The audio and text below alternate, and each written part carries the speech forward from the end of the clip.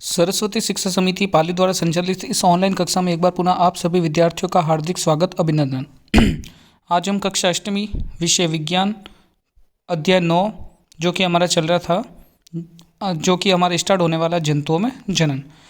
पिछला जो अध्याय 8 था वो हमारी पुस्तक से इस बार हटा दिया गया है, इसलिए हमें वो पाठ नहीं पढ़ना है।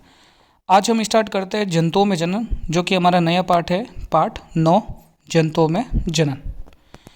जनन की यदि हम बात करें तो जनन एक ऐसा तंत्र कह सकते हैं या एक ऐसी प्रक्रिया है जो हमारे जीवन पर असर नहीं डालती है। यानी जनन जो है उसके जीने और मरने इस पर कोई भी किसी प्रकार का असर नहीं पड़ता है। यदि कोई व्यक्ति, यदि कोई जीव जनन करता भी है तो भी जीवित रहेगा, नहीं करता है तो भी जीवित रहेगा। तो जनन एक ऐसी प्रक्रिया है जो हो या नहीं हो, इससे मानव जीवन पर किसी प्रकार का कोई प्रभाव नहीं पड़ता है। लेकिन जनन एक ऐसी प्रक्रिया है जिसके द्वारा किसी भी जीव का अस्तित्व बना रहता है। यदि उसको लंबे समय तक अपनी प्रजाति को, अपने जाति को इस पृथ्वी पर, इस धरती पर अधिक समय तक उपस्थित रहना है तो उसके लिए जनन आवश्यक है। बात करते हैं, आपने पाचन, परिसंचरण, श्वसन के प्रक्रम में पिछली कक्षा में पढ़ा था। क्या आपको इसके विषय में याद है? ये प्रक्रम प्रत्येक जीव की उत्तरजीविता के लिए आवश्यक है, यानी जीवित रहने के लिए क्या है, आवश्यक है। आप पौधों में जनन के प्रक्रम के विषय में भी पढ़ चुके हैं। जनन जाति की निरंतरता, निरंतरता का मतलब पीढ़ी दर पीढ़ी 100 साल, 150 साल, 500 साल, यानी लगातार निरंतरता बनाए रखने का काम ये करती है। कल्पना कीजिए कि यदि जीव प्रजनन नहीं करते तो क्या होता है। तो आप कल्पना कर सकते हैं, जीव प्रजनन नहीं करते तो आज हम भी उपस्थित नहीं रह पाते, हम भी यहाँ पर जीवित या हम भी इस पृथ्वी पर उपस्थित नहीं रह पाते, जैसे डायनासोर नहीं हैं। तो डायनासोर नहीं होने का कारण कि भाई वो प्रजनन नहीं कर पाए, उनकी जाति क्या हो गई, विलुप्त हो गई।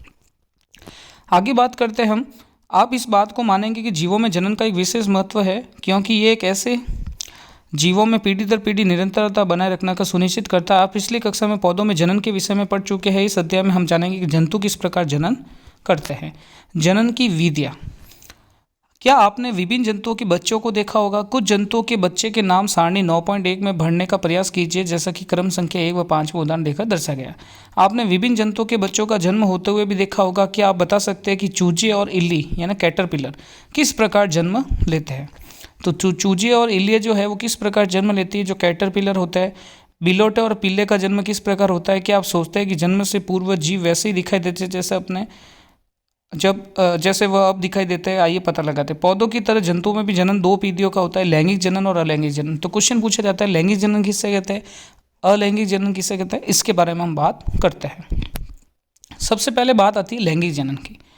लैंगिक जनन, ध्यान रखना, ये एक ऐसा जनन है जिसमें 2 जीव भाग लेते हैं। कितने जीव? 2 जीव, यानी 1 और 2। ये 2 जीव क्या करते हैं, जनन में भाग लेते हैं। तो 2 जीव जनन में भाग लेकर एक नए जीव का निर्माण करते हैं, उस जनन को हम लैंगिक जनन कहते हैं। इसमें एग्जाम्पल की यदि अपन बात करें तो देखो, एक बार पहले पढ़ लेते हैं। कक्षा 7 में आपने पौधों में जनन के विषय में पढ़ा था, इसमें स्मरण करने का प्रयास कीजिए। आपको याद होगा कि लैंगिक जनन करने वाले पौधों में नर व मादा जनांग होते हैं, यानी 2 जीव होते हैं, नर और मादा। नर यानी कि पुरुष, मादा यानी स्त्री। क्या आप इन भागों के नाम बता सकते हैं? जंतुओं में भी नर व मादा विभिन्न जनन भाग अथवा अंग होते हैं। तो आप मुझे बताइए कि भाई पौधों में जो जनन अंग होते हैं नर व मादा, वो कौन कौन होते हैं? तो पौधों में नर जो होते हैं वो पुंकेसर होते हैं और मादा जो होती है वो स्त्रीकेसर होती है। बात करते हैं पौधों की ही तरह जंतुओं में भी नर व मादा युग्मक बनते हैं, जो सलित होकर युग्मनज बनाते हैं, यानी जाइगोट बनाते हैं। ये युग्मनज विकसित होकर एक नया जीव बनाता है। इस प्रकार जनन जिसमें नर व मादा युग्मक सलित होकर होता है उसे लैंगिक जनन कहते हैं। तो लैंगिक जनन ऐसा जनन है जिसमें नर व मादा युग्मक आपस में जुड़कर युग्मनज का निर्माण करता है। 2 जीव जब आपस में जुड़कर एक नए जीव का निर्माण करते हैं तो उस जनन को लैंगिक जनन कहा जाता है। आइए मनुष्य में जनन के भागों का पता लगाइए, जनन के प्रक्रम का अध्ययन करते हैं। नर जनन अंग। नर जनन अंग में 1 जोड़ा वृषण, 2 शुक्राणु नलिका, 1 शिश्न होता है। वृषण नर युग्मक उत्पन्न उत्पन्न करते हैं, जिससे शुक्राणु कहा जाता है। तो शुक्राणु हमारा नर युग्मक है। वृषण लाखों शुक्राणु उत्पन्न करते हैं, जिसमें शुक्राणु का चित्र दिखाया गया है। यद्यपि शुक्राणु बहुत सूक्ष्म होते हैं, प्रत्येक में एक सिर, एक मध्य भाग व एक पूंछ होती है। शुक्राणु एकल कोशिका जैसे प्रतीत होते हैं। वास्तव में हर शुक्राणु कोशिका के सामान्य संघटक पाए जाते हैं। अब आपके सामने जो चित्र दिखा है, उस चित्र में सबसे पहले मैं शुक्राणु की चित्र बता दूंगा। तो शुक्राणु मानव शरीर का सबसे छोटी कोशिका है। क्वेश्चन पूछ ले, मानव शरीर की सबसे छोटी कोशिका कौन सी है? तो स्पर्म शुक्राणु है।